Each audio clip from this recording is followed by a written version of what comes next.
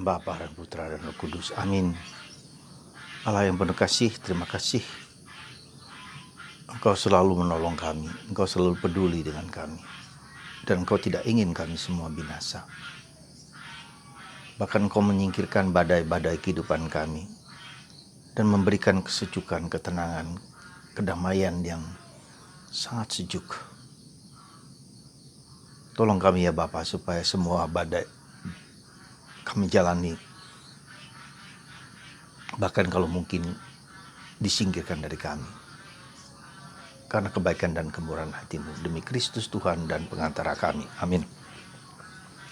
Saudaraku terkasih dalam Kristus, saya mau ngajak Anda sedikit untuk melihat apa yang dilakukan oleh Daud dengan berselingkuh istri dari tentaranya. Bahkan ketika tahu bahwa wanita itu hamil, Daud dengan sengaja, dengan terencana membiarkan dan meminta panglima besarnya supaya suaminya Uria mati di medan perang. Tak seorang pun tahu, tapi Tuhan tidak pernah tidak tahu. Dia mengirim Nathan untuk mengingatkan Daud dengan perumpamaan yang sangat bagus dan indah.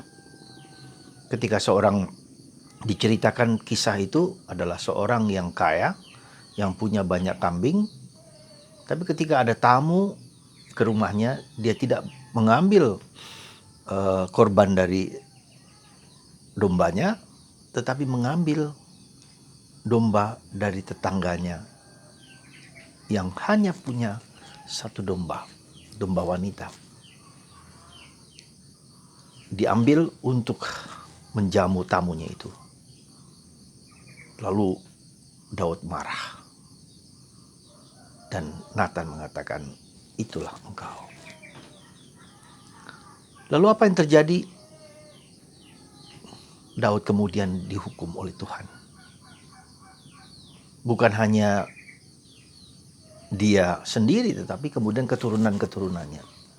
Kerajaannya bahkan kemudian menjadi pecah.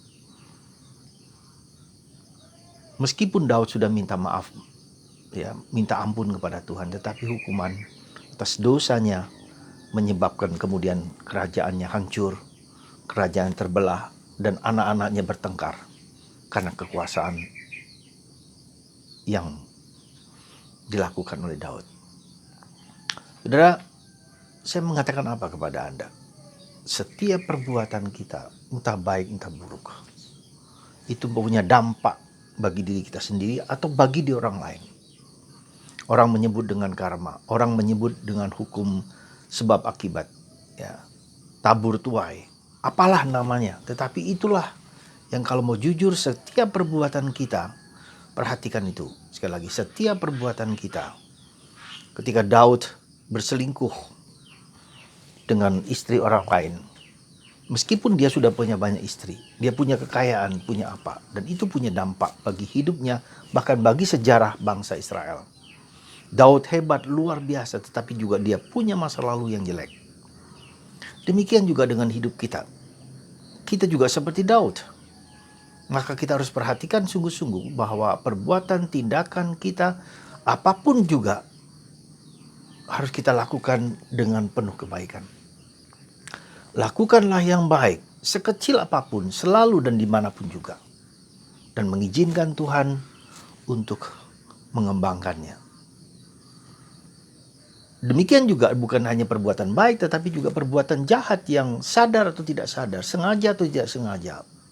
Itu punya dampak yang harus ditanggung oleh kita sendiri atau bahkan oleh keturunan-keturunan kita semua. Maka mari kita sadari setiap tindakan dan perbuatan kita itu. Itu yang pertama. Yang kedua, dalam bacaan Injil hari ini kita diingatkan cerita kisah tentang bagaimana Yesus yang naik kapal bersama para rasul dan dia tidur di buritan kapal, ada badai yang besar sekali. Lalu apa yang terjadi? Sikap apa yang dilakukan oleh para rasul? Dan air sudah masuk ke dalam kapal. Dan mereka membangunkan Yesus dengan berteriak, Yesus, engkau tidak peduli dengan kami. Ya, kami tenggelam. Lalu Yesus menghardik badai itu dan damai dan tenang sekali, sejuk sekali. Dan Yesus berkata, "Hai kamu orang yang kurang percaya, mengapa kalian takut?"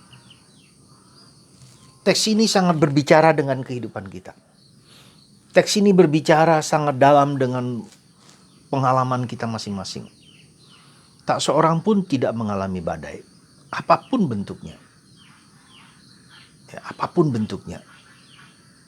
Entah itu penderitaan, masalah, problem, kehidupan. Dan kita jangan lupa bahwa kerap kali badai itu juga bukan hanya karena suatu kejadian yang terjadi secara spontan. Kalau angin badai itu kan sesuatu yang spontan yang terjadi. Tapi tidak jarang badai itu terjadi karena sesuatu yang sudah terencana, sudah kumpulan-kumpulan dari segala macam hal yang negatif lalu meledak. Seperti gunung api meletus. Adalah kumpulan dari perbuatan-perbuatan kita, perbuatan yang nggak baik atau tindakan yang nggak baik di dalam diri kita sendiri, di dalam keluarga kita, di dalam seluruh hidup kita. Dan itu yang membuat lalu meledak. Menimbulkan badai yang berakibat kepada relasi dengan orang lain, relasi dalam keluarga. Nah, bagaimana sekarang saudaraku terkasih? Memang Yesus bisa meredakan badai itu, tapi yang menjurus saya yang paling penting adalah Tuhan juga mengajak kita untuk berpikir, untuk merenungkan, untuk merefleksikan, menyimpan perkara itu dalam hati dan merenungkan. Dan di mana akar-akarnya bahwa badai itu terjadi. Mungkin karena egoisme kita. Mungkin karena perbuatan-perbuatan kita yang tidak baik, ya, yang kemudian menimbulkan syakwa sangka, prasangka, menimbulkan kekecewaan, menimbulkan balas dendam bagi orang lain. Lalu orang balas dendam karena perbuatan-perbuatan kita. Atau bahkan mungkin kalau mau dilihat dari struktur apa yang dialami oleh Daud, mungkin juga dosa-dosa keluarga kita, orang tua kita, yang harus kita tanggung sendiri. Tetapi kita tahu saudaraku, kita punya Tuhan yang bisa memulihkan situasi kita menjadi situasi yang lebih baik. Nah, tetapi tentu saja dituntut dari kita sikap positif untuk selalu melakukan yang baik sekecil apapun dimanapun juga. Ya, sekecil apapun dimanapun juga, selalu dan dimana-mana.